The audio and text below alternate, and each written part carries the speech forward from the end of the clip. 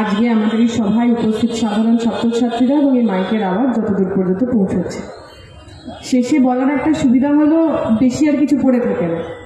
আমার এর আগের যে তিনজন বক্তা তারা খুব স্পষ্টভাবে বলেছে আজকে আমাদের এই সভা, আগামী 16 তারিখ কলেজ স্ট্রিটে ছাত্র সমাবেশ, এই সবগুলোর কারণ কি। এখন আমরা আজকে যখন এখানে এই সভা করছি তখন ভারত থেকে কয়েক হাজার কিলোমিটার দূরে ফ্রান্সের রাজধানী প্যারিস, সেখানে সাধারণ মানুষ রাস্তায় নেমেছে। আমরা অনেকেই জানি মাদলিন বলে একটা ছোট্ট জাহাজ, যে জাহাজ গাজার শিশু, গাজার নিরপরাধ মানুষকে বাঁচানোর জন্য নানা ধরনের রিলিফ, রসদ তাই নিয়ে তারা গাজার উদ্দেশ্যে পাড়ি দিয়েছিল, প্যালেস্তাইনের উদ্দেশ্যে পাড়ি দিয়েছিল। আমরা যা খবর পেয়েছি অলরেডি ইললিগালি, বেআইনিভাবে সেই জাহাজকে আটক করা হয়েছে এবং সেই জাহাজে থাকা যে সমস্ত কর্মীরা ছিলেন, যে সমস্ত অ্যাক্টিভিস্টরা ছিলেন, সেটা গ্রেটা থার্নবার্গ হতে পারে, রিমা হাসান হতে পারে, তাদের সবাইকে গ্রেফতার করা হয়েছে। ইনসিডেন্টালি রিমা হাসান বামপন্থী এমপি ফ্রান্সের বামপন্থী দল এবং সাধারণ মানুষ যারা যুদ্ধের বিপক্ষে, যারা শান্তির পক্ষে, যারা চান এই বিশ্ব, সুকান্ত ভট্টাচার্য যে বলে গেছিলেন এই বিশ্ব এই শিশুর বাসযোগ্য হয়ে উঠুক, যারা প্রত্যেকে এইরকম মানুষ, তারা রাস্তায় নেমেছেন এবং পরিষ্কার স্পষ্ট দ্ব্যর্থ ভাষায় বলেছেন যে যাদেরকে আটক করা হয়েছে তাদেরকে ছাড়তে হবে এবং গাজার শিশুদের জন্য, মহিলাদের জন্য, সাধারণ মানুষের জন্য যে ত্রাণ সারা বিশ্ব জুড়ে সাধারণ মানুষ সংগ্রহ করেছে তাকে পৌঁছে দিতে হবে। এখন এই যে জাহাজটার নাম মাদলিন। অনেকের মনে হতে পারে নাম কি, এমনি হয়তো একটা নাম দেওয়া হয়েছে। এই নামের পিছনে আরো একটা খুব সুন্দর, গুরুত্বপূর্ণ এবং প্রায় স্বপ্নালু একটা গল্প রয়েছে। মাদলিন প্যালেস্টাইনের প্রথম এবং শেষ ফিশারম্যান অর্থাৎ মৎস্যজীবী মহিলার নাম। আপনারা জানেন প্যালেস্টাইন যেভাবে সাধারণভাবে, স্বাভাবিকভাবে, ভৌগোলিকভাবে নির্মিত, তাদের একটা বেশ লম্বা সমুদ্রের সঙ্গে সংযোগ ছিল, কিন্তু মহিলারা সাধারণভাবে মৎস্যজীবীদের কাজে অংশগ্রহণ করেন না। এই গাজার মেয়ে মাদলিন, তার বাবার যখন আর এই কাজে যেতে পারে না, যখন মাছ ধরতে যেতে পারে না, তখন এই মাদলিন প্রথমবার তার ছোট্ট নৌকা নিয়ে, তার ছোট্ট জেলে ডিঙি নিয়ে সে মৎস্যজীবী হয়েছিল।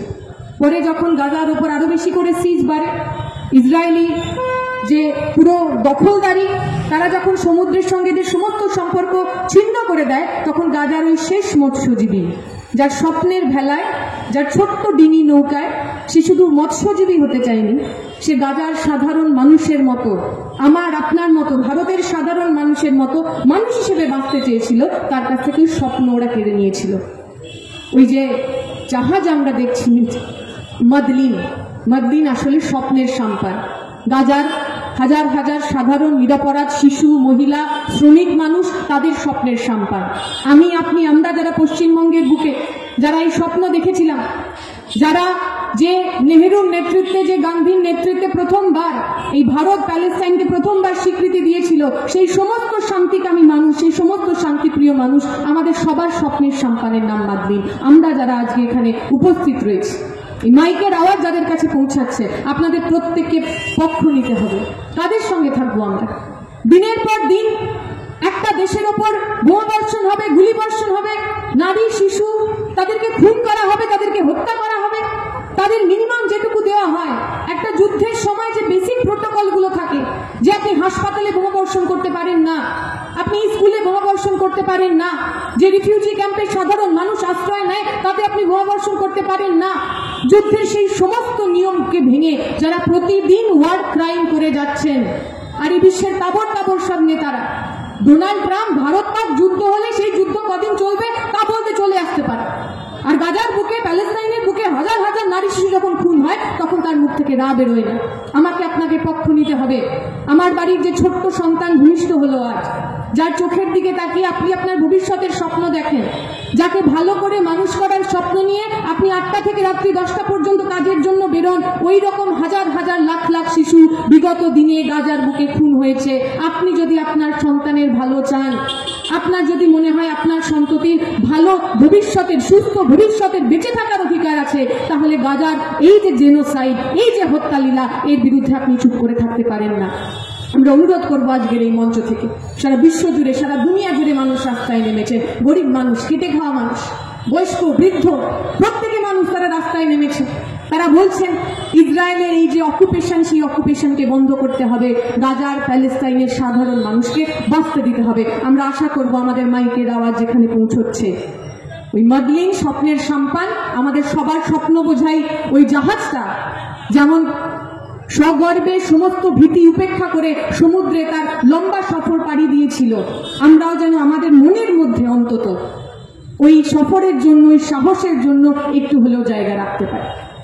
আজকের দিনে দাঁড়িয়ে সারা বিশ্ব জুড়ে যেখানে প্রতিদিন আমাদের বিভাজনের, প্রতিদিন আমাদের ভেঙে টুকরো করে দেওয়ার প্রচেষ্টা, সেখানে দাঁড়িয়ে আমাদের প্যালেস্টাইনের কথা বলতে হবে, বারবার বলতে হবে। অনেকে বলতে পারে আপনারা বামপন্থীরা প্যালেস্টাইনের কথা বলেন, আপনারা ভিয়েতনামের কথা বলেন, আপনারা বাংলাদেশের কথা বলেন না। তো বলেন না, অনেকে ফেসবুকে লেখে না, প্যালেস্টাইন নিয়ে আপনি কিছু লিখবেন, দেখবেন কিছু 2 টাকার আইটি সেলের লোক এসে কমেন্ট করে যাচ্ছে। পাকিস্তান নিয়ে আপনারা বলছেন না কেন, বাংলাদেশ নিয়ে আপনারা বলছেন না কেন? আরে বাংলাদেশে মুসলিম উগ্রবাদী, বাংলাদেশে যারা সাম্প্রদায়িক শক্তি, বাংলাদেশে যারা পলিটিক্যাল ইসলামের চাষ করতে যায়, বাংলাদেশকে যারা ইসলামিক রাষ্ট্র বানাতে চায়, তাদের হাতে খুন হওয়া সবচেয়ে বেশি মানুষগুলো কোন রাজনৈতিক দলের সদস্য?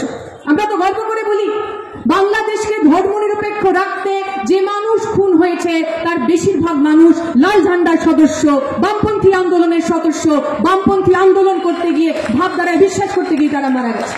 ভুলে যাইনি তো আমরা? বাংলাদেশে একের পর এক ব্লগার খুন হয়েছে, যারা যুক্তিবাদী ছিলেন, যারা ধর্মনিরপেক্ষতার কথা বলতেন, তাদের অনেকের রাজনৈতিক পরিচয় ছিল না। আবার বাংলাদেশে ওই মৌলবাদী শক্তিদের হাতেই এই আমাদের মতো বামপন্থী শক্তি খুন হয়েছে। কৃষক নেতা, শ্রমিক নেতা ঢাকায় কাজ করতেন, মিল শ্রমিকদের নিয়ে আন্দোলন করতেন, খুন হয়েছে।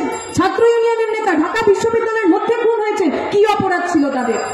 তারা সাম্প্রদায়িকতার বিরুদ্ধে কথা বলতো, মুসলিম উগ্রবাদের কথা বিরুদ্ধে তারা কথা বলতো। আজকে ভারতে দাঁড়িয়ে আমরা দেখি না, ভারতের কেরালাতে সাজিন সাহুল 18 বছরের ছেলে কেন খুন হতে হয়েছিল? ওই একই কারণে। সাজিন সাহুল খুন হয়েছিল কারণ সে আরএসএস এর বিরুদ্ধে কথা বলেছিল। বিজেপি, আরএসএস, এবিভিপি খুন করেছিল। কে খুন করেছিল? অভিমন্যুকে। এসডিপিআই মতো সাম্প্রদায়িক শক্তি। অভিমন্যুর অপরাধ ছিল বড় বড় করে সে দেওয়ালে লিখেছিল ডেথ টু কমিউনালিজম, সমস্ত সাম্প্রদায়িকতার মৃত্যু হোক, তার জন্য তাকে খুন হতে হয়েছে। আমাদের তো মনে আছে আসামের ঘটনা, নিরঞ্জন তালুকদার শহীদের নাম। যখন আসামকে ভেঙে 2 টুকরো করার কথা হচ্ছে, আসামকে ভারত থেকে কেড়ে নেওয়ার কথা হচ্ছে, আসামের মধ্যে যখন সেপারেটিস্ট শক্তি সবচেয়ে বেশি মাথা চাড়া দিয়ে উঠেছে, তখন তার বিরুদ্ধে লড়াই করেছিলেন নিরঞ্জন তালুকদার। অনেকে যারা ওই ব্লেজিং স্টার বলে এসএফআই এর বইটা রয়েছে, যারা পড়েছে তারা জানে নিরঞ্জন তালুকদারের শরীরে এতগুলো টুকরো করা হয়েছিল। তাকে শহীদের পর তার শেষকৃত্য সম্পন্ন করার সময় ওই শরীরের অংশগুলো সেলাই করে জুড়ে দেওয়া হয়েছিল। শরীর, হাত, পা ছিন্ন ভিন্ন হয়ে গেছিল। অনেকদিন পর একটা কুয়ো থেকে খুঁজে পাওয়া গেছিল তাকে। ওই নিরঞ্জন তালুকদারের শরীরের সামনে দাঁড়িয়ে ভারতের ছাত্র ফেডারেশন স্বাধীনতা, গণতন্ত্র, সমাজতন্ত্রের পতাকা নিয়ে আমরা বলেছিলাম যে তোমরা যদি চাও আমাদের শরীরকে 2 টুকরো করতে পারো, আমাদের শরীরকে 100 টুকরো করতে পারো, কিন্তু ভারতকে আমরা টুকরো হতে দেব না। এইটা তো আমাদের ইতিহাস, এসএফআইয়ের ইতিহাস, বামপন্থীদের ইতিহাস। দেশে দেশে, কালে কালে বাংলাদেশে দাঁড়িয়ে আমরা মুসলিম সাম্প্রদায়িকতার বিরুদ্ধে কথা বলি, আলবাত বলি। ভারতে দাঁড়িয়ে সংখ্যাগুরু সাম্প্রদায়িকতা, হিন্দুত্ববাদ, তার বিরুদ্ধে কথা বলি, সোচ্চারে বলি। কোথাও কোনো ভয় পাওয়ার জায়গা নেই। কেন বলবো না? হিন্দুত্ববাদের নামে পশ্চিমবঙ্গের বুকে, ভারতের বুকে কি হচ্ছে জানি না আমরা? এই তো কিছুদিন আগের ঘটনা, বিহারে 5 জন মুসলিম যুবককে ওই ল্যাম্পপোস্টে বেঁধে বেধড়ক মারা হলো। কিসের জন্য? তারা নাকি গো মাংস নিয়ে যাচ্ছিলেন। পরে যখন মাংস ল্যাব টেস্টে যাওয়া গেল, দেখা গেল তাদের গো মাংস ছিল না। আমরা দেখলাম আবার ওই বিহারের ঘটনা, একটি ছোট্ট দলিত মেয়ে ধর্ষণ করা হয়েছে। যারা ধর্ষণ করেছে তারা এলাকার উচ্চবর্ণের লোক। ওই এলাকার যিনি ডাক্তার বাবু ওই মেয়েটিকে দেখতে গেছিলেন, চিকিৎসা করতে গেছিলেন, উচ্চবর্ণের লোকেরা, রাজনৈতিকভাবে ক্ষমতাশীল লোকেরা তারা বারণ করেছিল ডাক্তারকে যে মেয়ে ধর্ষিত হোক আর যাই হোক, ছোট জাত, নিচু জাত, যারা ধর্ষণ করেছে তারা উঁচু জাত, আপনি ডাক্তার, আপনি যাবেন না। কিন্তু তিনি তো ডাক্তার, তার কাছে তো ধর্ম, জাত, লিঙ্গ এগুলো কোনো কিছু ম্যাটার করা উচিত না। সেই সমস্ত হুমকি উপেক্ষা করে ডাক্তার বাবু ছোট্ট মেয়েটার চিকিৎসা করতে গেছিলেন। টিভিতে দেখেছেন আপনারা, ফেসবুকে ছবি দেখেছেন। রক্তাক্ত হয়ে একটা ভদ্রলোককে গাছের মধ্যে বেঁধে রাখা হয়েছে, তার অপরাধ সে এক ধর্ষিতা ছোট্ট দলিত মেয়েকে চিকিৎসা করতে গেছিলেন। বলবো না আমরা এর বিরুদ্ধে কথা? বলবো না আমরা ওই হাথরসের কথা, মনীষা বাল্মীকির কথা? বলবো না আমরা 19 বছরের মেয়ে গণধর্ষণ করার পর এমন ভাবে তার উপর অত্যাচার করা হয়েছিল, জিভ কেটে আলাদা হয়ে গেছিল? বলবো না তার কথা? বলবো না আমরা তার কথা? এমন পাশবিক অত্যাচার করা হয়েছিল, শিরদাঁড়াটা ভেঙে টুকরো টুকরো হয়ে গেছিল? বলবো না আমরা তার কথা? আমরা সবাই জানি হিন্দু ধর্ম মতে একটা মানুষের শেষকৃত্য তার জীবনের সবচেয়ে গুরুত্বপূর্ণ অংশ হয়। যখন ওই মেয়েটির মা বাবা মেয়ের মৃতদেহ নিতে গেছিল, সেই মৃতদেহ পর্যন্ত শেষ সৎকার করতে দেয়নি বিজেপির সরকার, আদিত্যনাথের সরকার, হিন্দুত্ববাদের সরকার। দলিত মেয়েটিকে টেনে হিচড়ে পেট্রোল দিয়ে জ্বালিয়ে দিয়েছিল। প্রশ্ন করবেন না আপনি? আমরা তো বলছি, স্পষ্ট করে বলছি, হিন্দুত্ববাদ এবং হিন্দু ধর্ম দুয়ের মধ্যে বিশাল ফারাক। আমি বলছি না, আরএসএস বিজেপির যারা নেতা গোলবারকার তিনি লিখে গেছেন যে হিন্দুত্ববাদের সঙ্গে হিন্দু ধর্মের কোনো সম্পর্ক নেই। হিন্দুত্ববাদ ইজ এ পলিটিক্যাল প্রজেক্ট, এটি রাজনৈতিক কর্মকাণ্ড যার কাজ হবে ধর্ম এবং রাষ্ট্র এই দুটোকে এক করে দেওয়া। আপনার হিন্দু ধর্ম কি? এই তো সামনে এখানে মন্দির রয়েছে, বহু মানুষ যখন মন্দিরের পাশ দিয়ে যান চোখ বন্ধ করে হাত জোড় করে তার আরাধ্য দেবতার কাছে কিছু চান।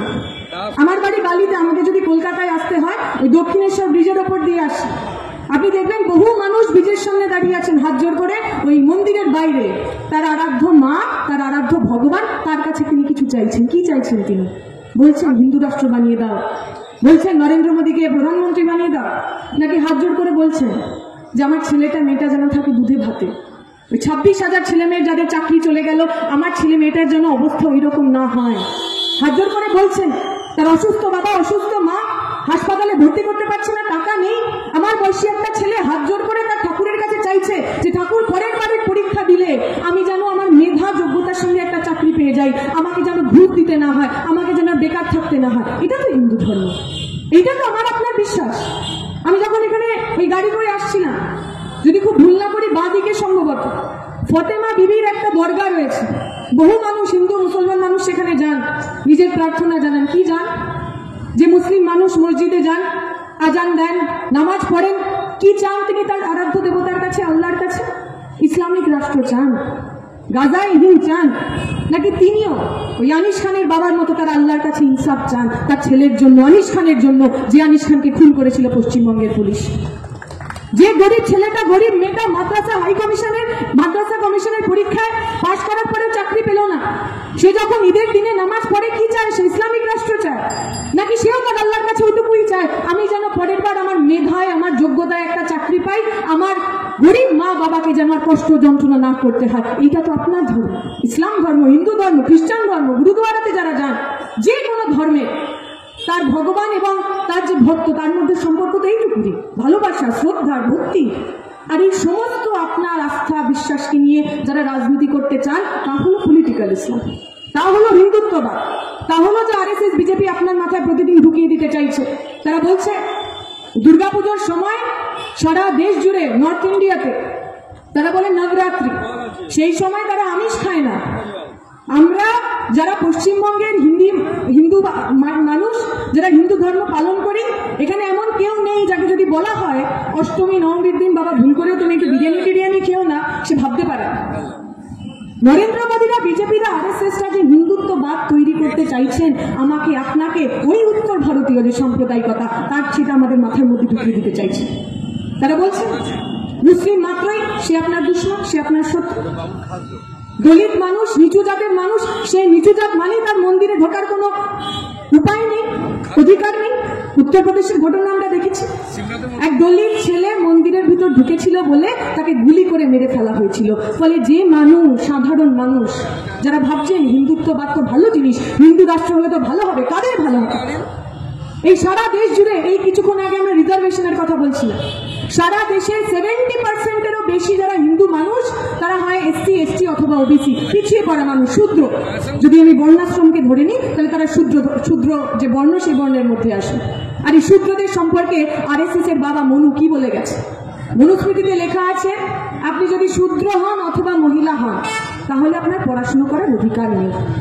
বেদের কোনো শব্দ ভুল করে যদি আপনার কানে চলে যায় তাহলে আপনার কানে গরম সীসা ঢেলে দেওয়া হয়, কারণ শূদ্র মানুষ পড়বে না, মহিলা মানুষ পড়বে না, সূর্যদের কাজই হচ্ছে ঘরের কাজ করা, উচ্চবর্ণের মানুষের সেবা করা। সে খেতে যাবে, সে কামার হবে, সে কুমোর হবে, সে ধোপা হবে, সে নাপিত হবে, কিন্তু সে স্বপ্ন দেখবে না, তার উত্তরণের আকাঙ্ক্ষা থাকবে না, মোবিলিটি থাকবে না। যে মানুষ জুতো সেলাই করে তার ছেলে আজীবন জুতো সেলাই করবে। যে মানুষ ঘরদোর পরিষ্কার করেন তার ছেলেমেয়েরা আজীবন ঘরদোর পরিষ্কার করবে। আর আমরা ভারতের ছাত্র ফেডারেশন তো স্বপ্ন দেখি যে এক কৃষকের ছেলে ডাক্তার হবে, এক গরিবের ছেলে ইঞ্জিনিয়ার হবে, এক শ্রমিকের ছেলে আইএস আইপিএস হবে। এবং যদি আমরা সবাই মিলে একসাথে লড়তে পারি তাহলে এই গরিব খেটে খাওয়া মানুষের ছেলেমেয়েরাও একদিন প্রধানমন্ত্রী, মুখ্যমন্ত্রী, রাষ্ট্রপতি সমস্ত কিছু হবে, রাষ্ট্রযন্ত্রের সবচেয়ে উপরে গিয়ে বসবে। এই স্বপ্ন নিয়ে তো আমাদের রাজনীতি করতে আসে, স্বাধীনতা, গণতন্ত্র, সমাজতন্ত্র। তাই মনুস্মৃতিতে যারা বিশ্বাস করেন তারাই আমাদের স্বপ্নগুলোকে নাকচ করেন। তারা বিশ্বাস করেন একলব্যের আঙুল কেটে নেওয়াটা সঠিক ছিল। তারা মনে করেন আপনি যদি নিশার পুত্র হন তাহলে যতই আপনার ট্যালেন্ট থাকুক না কেন আপনি অর্জুনের সঙ্গে কম্পিট করতে পারবেন না, প্রতিযোগিতা করতে পারবেন না। তারা মনে করেন আপনি যদি সম্মুখ হন, যতই আপনার তপস্যায়, আপনার উপাসনায় প্রচন্ড জোর থাকুক না কেন, আপনি শূদ্র হওয়ার কারণে কোনোদিনও স্বর্গে যেতে পারবেন না। ওই বনুবাদের বিরুদ্ধে, ওই বিজেপি আরএসএস এর চাপিয়ে দেওয়া হিন্দুত্ববাদের বিরুদ্ধে আমার আপনার লড়াই। আপনি ঠান্ডা মাথায় ভেবে দেখুন আপনি এর সাথে থাকবেন কি থাকবেন না। আমরা বলছি, আমরা ভারতের ছাত্র ফেডারেশন সারা দেশ জুড়ে নয়া শিক্ষানীতির বিরুদ্ধে যখন লড়াই আন্দোলন করেছি, আমরা বলেছি এই নয়া শিক্ষানীতি যদি ইমপ্লিমেন্টেড হয়, যদি লাগু হয়, তাহলে এই মনুবাদ আবার ফিরে আসবে। নিও ব্রাহ্মণিজম অনেকে বলছেন একে, যাতে বলা হচ্ছে ক্লাস 6 এর পর থেকে আপনাকে ইন্টার্নশিপ করতে হবে, যাতে বলা হচ্ছে সরকারি স্কুলগুলো বন্ধ করে দিয়ে স্কুল কমপ্লেক্স তৈরি করা হয়, যাতে বলা হচ্ছে আমার আপনার স্কলারশিপ, ফেলোশিপ তুলে দেওয়া হবে, বন্ধ করে দেওয়া হবে। অলরেডি হয়েছে। এমএনএফ স্কলারশিপ প্রায় বন্ধ, সংখ্যা কমে গেছে।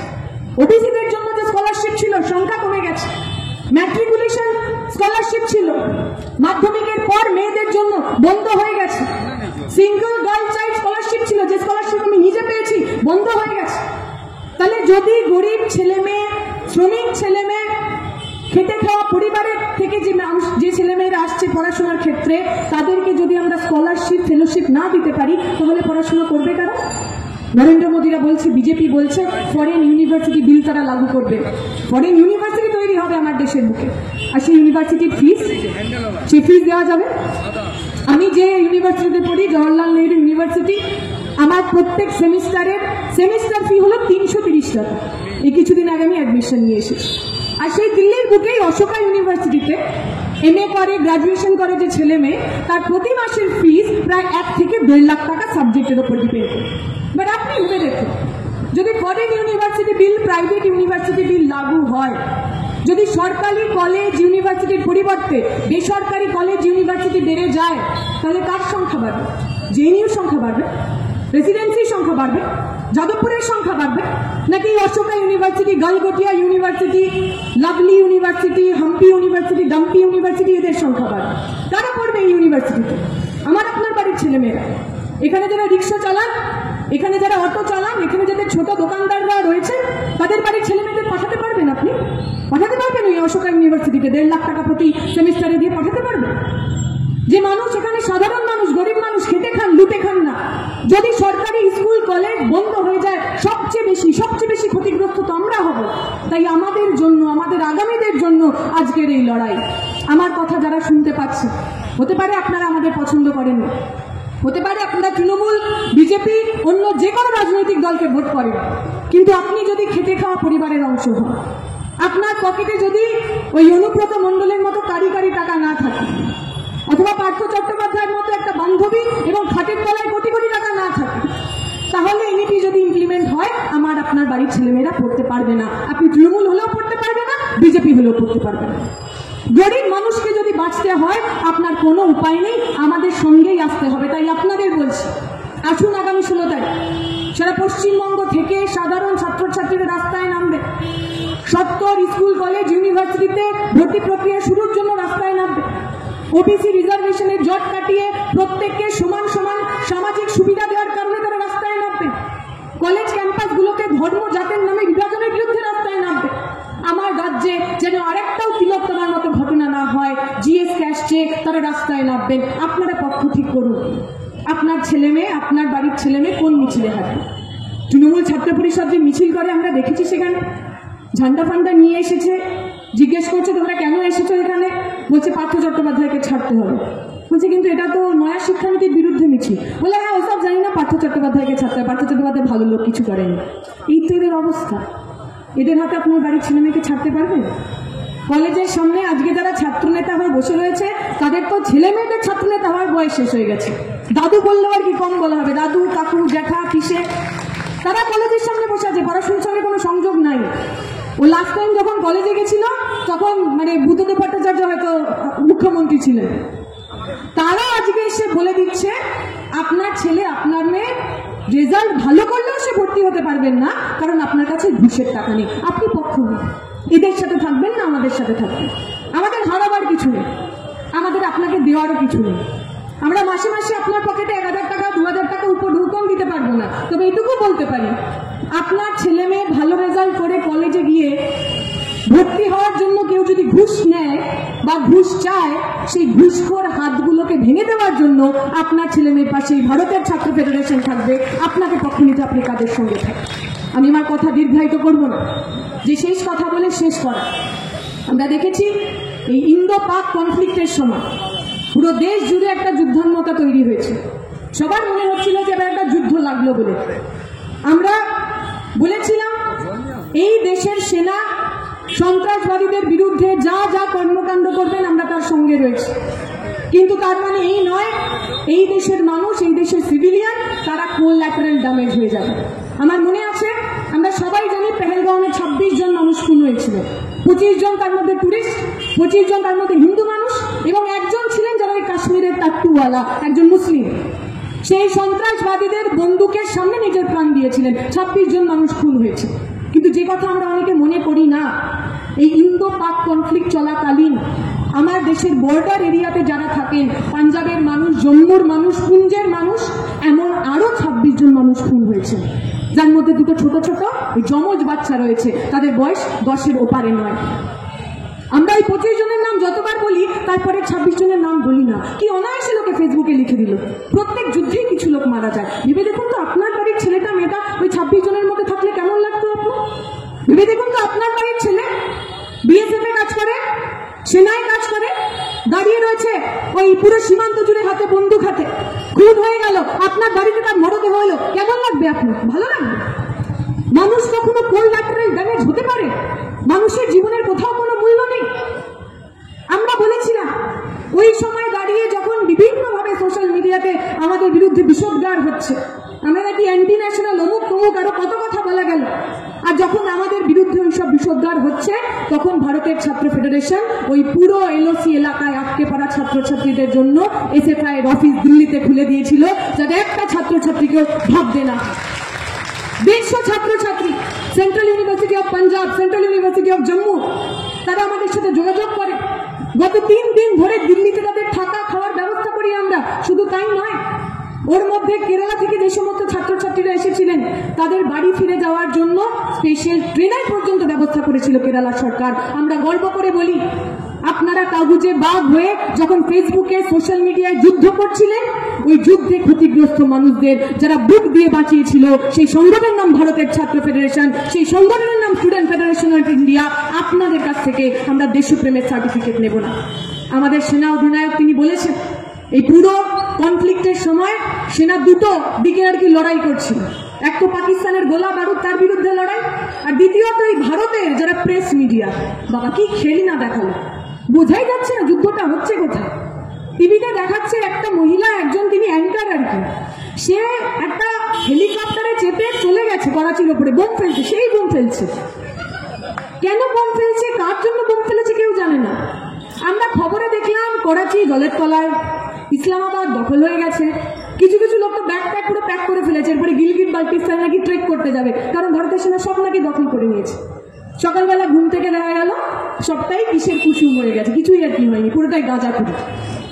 দেশের সেনানায়ক বলছে একদিকে আমরা যখন পাকিস্তানের সঙ্গে লড়ছি তখন দেশের মধ্যে যারা এই মিথ্যে কথা, এই ফেক নিউজ ছড়াচ্ছিলেন তাদের সঙ্গেও আমাদের প্রতিদিন লড়তে হয়েছে।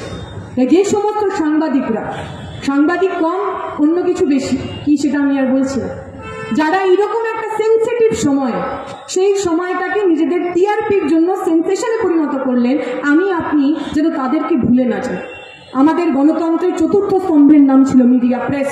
এটা ঠিক, প্রেস ফ্রিডমে আমরা শেষের দিকে গেছি, কিন্তু এতটাও শেষের দিকে যাওয়া হয়তো উচিত হয়নি যাতে নিউজ চ্যানেল কম, সার্কাস অথবা কমেডি সার্কাস বেশি হয়ে গেছে। আমরা আশা করব যে সাধারণ মানুষ আমাদের কথা শুনছেন, আগামী দিনে উন্মাদনা নয়, সেন্সেশন নয়, বরং দেশপ্রেম বলতে ভারতের মানুষকে ভালোবাসার কথা, দেশের মানুষের পাশে থাকার কথা, দেশের মানুষের শিক্ষা, স্বাস্থ্য, অধিকারের জন্য লড়াই করাকে আমরা যেন প্রায়োরিটি করি। দেশপ্রেম মানে দেশের মানুষকে ভালোবাসা, দেশপ্রেম মানে অন্যকে ঘৃণা করা না, অন্যকে হিংসা করা না, যে পথে ভগৎ সিংরা আমাদের পথ দেখিয়ে গেছেন। ভগৎ সিং এর যখন ফাঁসি হয়, ফাঁসির আগে ওনাকে জিজ্ঞেস করা হয়েছিল আপনার শেষ ইচ্ছা কি। যখন ওইখানকার জেলার তিনি দরজা খুলে ওর সাথে কথা বলতে যাচ্ছেন, ভগৎ সিং বলেছিলেন আমাকে ডিস্টার্ব করো না। একজন বিপ্লবীর সঙ্গে আরেকজন বিপ্লবীর কথোপকথন হচ্ছে। ভগৎ সিং মৃত্যুর আগে যে বইটি পড়ছিলেন, সেই বইটির লেখা বিপ্লবীটির নাম কমরেড লেনিন। তাই ওই লেনিন, ভগৎ সিং, কল্পনা দত্ত, মাস্টারদা সূর্য সেন, ক্ষুদিরামদের অনুসারী হয়ে ওই সাভারকার যারা ব্রিটিশের পা চাটে, তাদেরকে যেন আমরা ঠিক যেরকম দাওয়াই সুভাষ চন্দ্র বসুরা দিয়েছিলেন তেমন দাওয়াই দিতে পারি, এই আশা ভরসা রেখে আমার বক্তব্য শেষ করব। শুক্রিয়া, ইনকলাব জিন্দাবাদ। কমরেড দীক্ষিতা